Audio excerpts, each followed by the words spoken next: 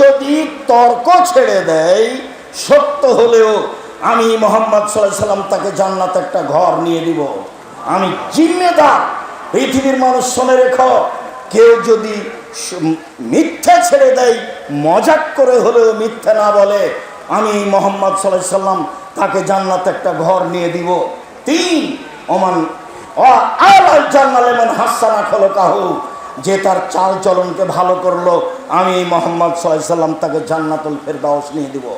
সেটা আমার ব্যাপার, কিভাবে নিয়ে দেবো সেটা আমার ব্যাপার। ভালো চাল চলন কাকে বলে? জাতির ক্ষতি করে, জাতির অন্যায় করে, জাতিকে জেল হাজতে দিয়ে, মানুষকে অপমান করে, মানুষকে খাটো করে, মানুষকে জেল হাজতে দিয়ে আপনি বলছেন আমি সদাচরণের মালিক। আর আপনার এই 2 পয়সার ছেলে আর একজনের পিছনে ঘুরে আর চোখ দেখায়, রাস্তাঘাট বন্ধ করে, এর নাম বিদ্যা কে বলেছে? এর নাম বিদ্যা কে বলেছে? এটাকে সদাচরণ কে বলেছে? সম্মানিত দিনী ভাই বোন, সদাচরণ দিয়ে দামি জান্নাত পাওয়া যায়। আবু মুসা আশআরী রাদিয়াল্লাহু তাআলা আনহু বলেন, রাসূল সাল্লাল্লাহু আলাইহি সাল্লাম বলেছেন, পৃথিবীর মানুষ মনে রেখো, জান্নাতে কতগুলি ঘর রয়েছে, খুব উন্নত মানের পদার্থ দিয়ে তৈরি, যার বাহির থেকে ভিতর দেখা যায়, ভিতর থেকে বাহির দেখা যায়, যার বাহির থেকে ভিতর দেখা যায়, ভিতর থেকে বাহির দেখা যায়, খুব উন্নত মানের পদার্থ দিয়ে তৈরি, টকটক করছে, ঝকঝক করছে। সাহাবীগণ বললেন, লেমান হাজিহি, এত দামি ঘর কে পাবে আল্লাহ রাসূল? তখন আল্লাহ রাসূল বললেন, লেমান আলানাল কালামা, যার স্বভাব ভালো সে পাবে। রাসূল সাল্লাল্লাহু আলাইহি সাল্লাম বলেন, পৃথিবীর মানুষ শুনে রেখো, ও জান্নাতু তাহরুমু রাজুলে ও ইয়াহম রাজুলু আলাইহি, যার উপরে জাহান্নাম হারাম, যার উপরে জাহান্নাম হারাম, যে ব্যক্তি জাহান্নামের উপরে হারাম, যার উপরে জাহান্নাম হারাম, যে ব্যক্তি জাহান্নামের জন্য হারাম, কে? নম্র আচরণ যার, সদাচরণ যার, ওর জন্য জাহান্নাম হারাম, জাহান্নাম তার জন্য হারাম। এই কথা মুহাম্মদ সাল্লাল্লাহু আলাইহি সাল্লাম বলেন। পৃথিবীর মানুষ শুনে রাখুন, দেশবাসী, পৃথিবীর বাঙালি মানুষ যারা, তারা শুনে রাখুন, রাসূল সাল্লাল্লাহু আলাইহি ওয়াসাল্লাম বলেন, সদাচরণ এমন একটি জিনিস যা দিয়ে বড় বড় 2টি নেকি, আমলের নেকি পাওয়া যায়। এক, নিয়মিত রাতে তাহাজ্জুদ পড়লে যত নেকি হয়। 2, নিয়মিত নফল সিয়াম থাকলে যত নেকি হয়, ভালো আচরণে তত নেকি হয়। 1, নিয়মিত রোজা থাকলে যত নেকি হয়। 2, নিয়মিত তাহাজ্জুদ পড়লে যত নেকি হয়, ভালো আচরণে তত নেকি হয়। ভালো আচরণ কি জিনিস? 2, ভালো আচরণ করলে 3টে বড় বড় আমলের নেকি হয়। 1, আল্লাহর পথে জিহাদ করলে যত নেকি হয়, ভালো আচরণে তত নেকি হয়। 2, নিয়মিত তাহাজ্জুদ পড়লে যত নেকি হয়, ভালো আচরণে তত নেকি হয়। 3, নিয়মিত রোজা থাকলে, সিয়াম থাকলে যত নেকি হয়, ভালো আচরণে তত নেকি হয়। ভালো আচরণ কি জিনিস? ভালো কথা, ভালো কর্মের নাম ভালো আচরণ। ভাইয়ের সাথে গন্ডগোল করে যে, তার ভালো আচরণ নয়। জায়ের সাথে গন্ডগোল করে যে, তার ভালো আচরণ নেই। মানুষকে জেল হাজতে দেয় যে, তার ভালো আচরণ নেই। দলীয় দাপট দেখায় যে, তার ভালো আচরণ নেই। বংশীয় ক্ষমতা দেখায় যে, তার ভালো আচরণ নেই। শ্বশুরের কাছে যৌতুক নেয় যে, তার ভালো আচরণ নেই। বোনকে জমি দেয় না যে, তার ভালো আচরণ নেই। এরা সব শয়তানি আচরণের মানুষ। 10 বছর হলো বাপ মরা, এখনো বোনকে জমি দেয়নি, আবার তাহাজ্জুদ পড়ে, ও আবার হজ করে। ভালো আচরণ কাকে বলে? সম্মানিত দিনী ভাই বোন, বলছিলাম 4টে জিনিস আছে যার, সব কিছু আছে তার, ইহকাল আছে তার, পরকাল আছে তার। 4টে জিনিস আছে যার, জান্নাত আছে তার। 4টে জিনিস আছে যার, ইহকাল আছে তার, পরকাল আছে তার। 1, হিফজ আমানাতিন, আমানতের রক্ষা। 2, হুসনু খালিকাতিন, ভালো আচরণ যার, জান্নাত তার। 3, সিদক হাদিসিন, সত্য কথা যার, জান্নাত তার। 4, ইফাতুল বিতওয়ামাতিন, বৈধ রুজি। ছেলেরা শোনো, আমার কথাটা মনে রেখো, আমি চকলেট বিক্রি করে খেতে বলিনি। আমি বলেছি প্রয়োজনে চকলেট বিক্রি করে খাবো, মানে সবচেয়ে কম পয়সার ব্যবসা। লোন নিয়ে ব্যবসা করতে রাজি নই। পয়সা উপার্জনের 4টা পথ ভুলে গেলে মনে হয়। 1 দিন মজুরি, 2 চাকরি, 3 জমি চাষ, 4 ব্যবসা। সত্যবাদী ব্যবসায়ী যারা, তারা নবীদের সাথে জান্নাতে থাকবে, এই কথা মুহাম্মদ সাল্লাল্লাহু আলাইহি সাল্লাম বলেন। কলার ব্যবসা করব, চকলেটের ব্যবসা করব, তাহলে আমার ঋণ নেওয়া লাগবে না। 20, 30, 40 বছর লাগবে আমাকে একটা বড় ব্যবসায়ী হতে। আমি কলিকাতায় হিরোইন কিনলাম, ঢাকায় বিক্রি করলাম, তার নাম আমি বড় ব্যবসায়ী। ভুল হিসাব। সম্মানিত দিনী ভাই বোন, বলছিলাম যারা দুনিয়াতে বয়স বেশি করতে চায়, যারা দুনিয়াতে রুজি বেশি করতে চায়, টাকা পয়সা বেশি করতে চায়, অর্থ সম্পদ বেশি করতে চায়, তাদেরকে সদাচরণ করতে হবে। সদাচরণ করলে বয়স বেশি হয়, সদাচরণ করলে টাকা পয়সা বেশি হয়, এ কথা মুহাম্মদ সাল্লাল্লাহু আলাইহি সাল্লাম বলেন। তিনি বলেন মানুষ দোয়া করে তার ভাগ্যের পরিবর্তন ঘটাতে পারে। হাত পরিষ্কার করে ধুইলে, মাস্ক লাগালে করোনা ধরবে না, এ কথা মিথ্যা। আমি কোনোদিন 1 মিনিটের জন্য করোনা মানিনি, কোনো জায়গায় আমি মানিনি। আমি ঢাকায় এক লোককে দেখতে গেছি, তোর ছেলে মেয়ে বলছে হুজুর ভিতরে আসেন না, হুজুর ভিতরে আসেন না, হুজুর ভিতরে আসেন না, আপনারা বেঁচে থাকেন এটাই কামনা করি। নাই ছেলে, থামো, তোমার বাপের গায়ে হাত দিয়ে দোয়া পড়বো। এতে যদি আমাকে করোনা হয়, আমি বলবো না তোমার বাপের কারণে হয়েছে। আমি জানি রাসূল সাল্লাল্লাহু আলাইহি ওয়াসাল্লাম বলেছেন পৃথিবীর সৃষ্টির 50,000 বছর পূর্বে আমার জন্য 4টা জিনিস লেখা হয়েছে। পৃথিবীর প্রত্যেকটা মানুষের জন্য লেখা হয়েছে। 1 মরণ, 2 জীবন, 3 রুজি, 4 রোগ ব্যাধি। সেদিন যদি আমার করোনা লেখা হয়ে থাকে আর আমি যদি আজ পাথরের মধ্যে ঢুকে যাই, তবু করোনা রক্ষা হবে না। কেন? লেখা আছে। তার নাম ভাগ্য। শোনো, তোমার আব্বাকে দেখতে এসে ভাগ্য অস্বীকার করে আমি আব্দুর রাজ্জাক বিন ইউসুফ মরতে রাজি নই। আমি ভাগ্যকে সামনে রেখেই, তাকদীরকে বিশ্বাস করেই তোমার বাপের গায়ে হাত দিয়ে দোয়া পড়ে যাব। যা হবে হবে। যদি করোনা হয় আমি বলবো না তোমার বাপের কারণে হয়েছে। পৃথিবী সৃষ্টির 50,000 বছর পূর্বে লেখা ছিল, তাই হয়েছে। পৃথিবীতে দুয়াই আপনার তাকদীর পরিবর্তন করতে পারে, ভাগ্য পরিবর্তন করতে পারে, অর্থ সম্পদ বেশি করতে পারে, জীবনের সুখ শান্তি আনতে পারে। সম্মানিত দিনী ভাই বোন, শুনুন, সহজে জান্নাত যাওয়ার পথ। 1 সচ্ছল অসচ্ছল অবস্থায় দান করতে হবে।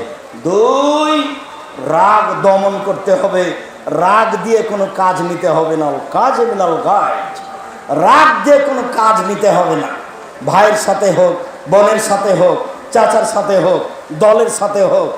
আমি তো দেখেছি খুব, যারা আমাকে গালি দেওয়া শুরু করে তারা আমার মা বোন দিয়ে শুরু করে। এরপরে যখন তার গালি দেওয়া শেষ হয়, কথা বন্ধ করে, তখন আবার আমি রিং দিয়ে বলি, ভাইজান আর কি কোনো গালি ছিল বা আর কিছু বলবেন কি? আমি তার গালির প্রতিবাদ করতে হবে, এই পাতা আমি কোনোদিন পড়িনি।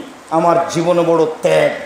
1 মানুষের প্রতিশোধ নেব না ইনশাআল্লাহ। 2 মানুষের পিছনে কথা বলবো না, অর্থাৎ বদনাম করব না। দেখি কি হয়, আছি তো টিকে।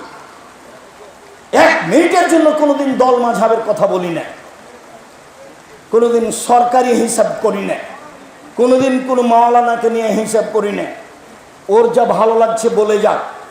আমার মাথা ধুয়ে ছেড়ে যদি দেয় তবু আমি তার বিরুদ্ধে কথা বলবো না। আমাকে যদি ধুয়ে ছেড়ে দেয় তবু আমি তার বিরুদ্ধে কথা বলবো না। সেই পাতা আমি পড়ি না। সদাচরণ। সম্মানিত দিনী ভাই বোন, সদাচরণ দিয়ে দামি জান্নাত পাওয়া যায়। সদাচরণ মানে নাকি? সাহাবীগণ বলছেন, আল্লাহ রাসূল সবচেয়ে আল্লাহর দেওয়া বড় নিয়ামত কি? তো আল্লাহ রাসূল বললেন, সদাচরণ। 2 হাত নিয়ামত, তবে সবচেয়ে বড় নয়। 2 পা নিয়ামত, তবে সবচেয়ে বড় নয়। অর্থ সম্পদ নিয়ামত, তবে সবচেয়ে বড় নয়। ছেলে মেয়ে নিয়ামত, তবে সবচেয়ে বড় নয়। সবচেয়ে বড় নিয়ামত হলো সদাচরণ। জাতিকে বুঝাতে পারলাম না সদাচরণ কি জিনিস। রাসূল সাল্লাল্লাহু আলাইহি সাল্লামকে জিজ্ঞাসা করো, আল্লাহ নবী, পাপ কি জিনিস, নেকি কি জিনিস? পাপ কি জিনিস, নেকি কি জিনিস? আল্লাহ রাসূল বললেন, নেকি হলো সদাচরণ। তখন তিনি বললেন না নেকি হলো হজ, তখন তিনি বললেন না নেকি হলো রোজা, তখন তিনি বললেন না নেকি হলো কোরআন তেলাওয়াত। তিনি উত্তরে বললেন নেকি হলো সদাচরণ। আবু হুরায়রা রাদিয়াল্লাহু তাআলা আনহু বলেন, রাসূল সাল্লাল্লাহু আলাইহি সাল্লাম বলেছেন, সদাচরণ, আল্লাহ তাআলা বলেন সদাচরণ রহমান থেকে নির্গত হয়েছে, সদাচরণ রহমান থেকে নির্গত হয়েছে। আল্লাহ তাআলা বলেন সদাচরণ মান ওয়াসালাকে ওয়াসালতহু, তোমাকে যে নিবে আমি আল্লাহ তাকে নিব। অমান কাতাকে কাতাতহু, তোমাকে যে ছেড়ে দিবে আমি আল্লাহ তাকে ছেড়ে দিব। দলীয় দাপ দেখিয়ে একদিন বসবাস করেছে যে তার সাথে আল্লাহ নেই। চাচাকে চাচিকে, ভাইকে বোনকে অপমান করে দিন কাটিয়েছে যেই তার সাথে আল্লাহ নেই। আপনাকে এটা বুঝে নিতে হবে। ক্ষমতা দেখিয়ে, অর্থের যে কোনো বিদ্যার যে কোনো ক্ষমতা দেখিয়ে বসবাস করেছে যে তার সাথে আল্লাহ নেই। সদাচরণ তোমাকে যে নিবে আমি তাকে নিব, সদাচরণ তোমাকে যে ছেড়ে দিবে আমি তাকে ছেড়ে দিব। আয়েশা রাদিয়াল্লাহু তাআলা আনহা বলেন সদাচরণ আরশ ধরে এভাবে ঝুলন্ত অবস্থায় আছে, সদাচরণ আল্লাহর আরশ ধরে ঝুলন্ত অবস্থায় আছে। থেকে বলে পৃথিবীর মানুষ শুনে রেখো, মানুষ সালেনি ওয়াসাহুল্লাহ, যে আমাকে নিবে আল্লাহ তাকে নিবে। ওমান কাতানি কাতাহুল্লাহ, আমাকে যে ছেড়ে দিবে আল্লাহ তাকে ছেড়ে দিবে। সদাচরণ নেই যার আল্লাহ নেই তার, সদাচরণ নেই যার আল্লাহ নেই তার। সদাচরণ আছে যার আল্লাহ আছে তার, ভালো চাল চলন যার আল্লাহ আছে তার, ভালো চাল চলন নয় যার আল্লাহ নেই তার। সম্মানিত দিনী ভাই বোন, আবু মুসা আশআরী রাদিয়াল্লাহু তাআলা আনহু বলেন পৃথিবীর মানুষ শুনে রেখো, আল মুমিন বিল মুমিন কাল বুনিয়ান, সদাচরণ দেখা চালানোর বাস্তবায়ন।